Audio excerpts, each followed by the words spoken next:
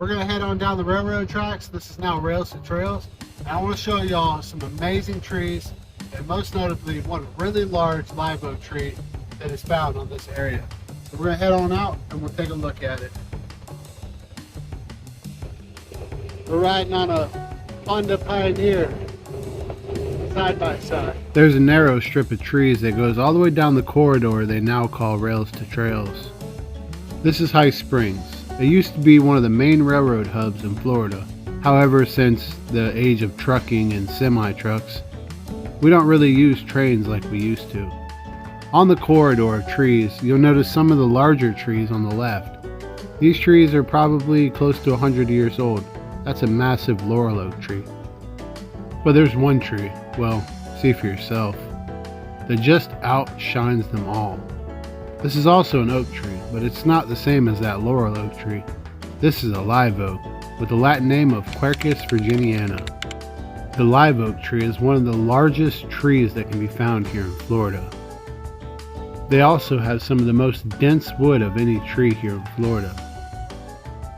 One live oak tree can create so many niches for different plants, animals, and insects.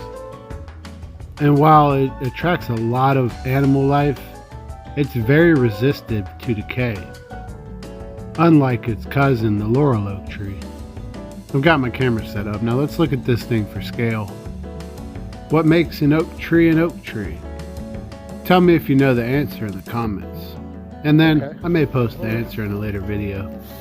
There's two families of oak trees, white oaks and red oaks. This here live oak falls in the white oak family.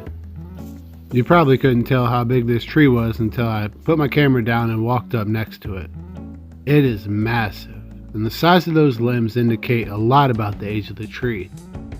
While it's not uncommon for seedlings to throw off multiple basal sprouts or multiple acorns being dropped in a very close proximity, this allows the trees to grow in such close proximity that they look or appear to be one tree. In fact, they're two or multiple trees. Truly old oak trees have very large diameter branches with even more massive trunks. And that branch right there is probably 4 foot in diameter, the one on the left. This is an unnamed and possibly undocumented oak tree.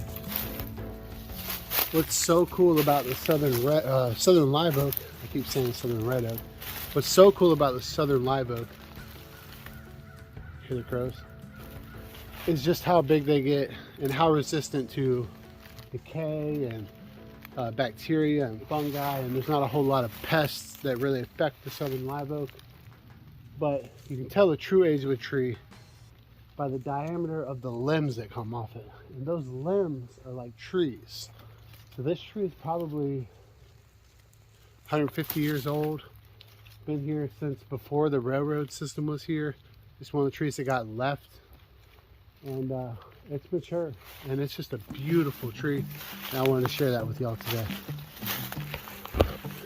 You may notice that this live oak appears to be a standalone tree. Yeah, there's a few small understory trees, but no other large trees. Why is that?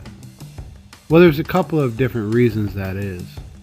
First being the ability of this tree to catch so much of the sunlight. It really starves out all the other trees before they get an opportunity to grow up through the canopy and compete for the light resources.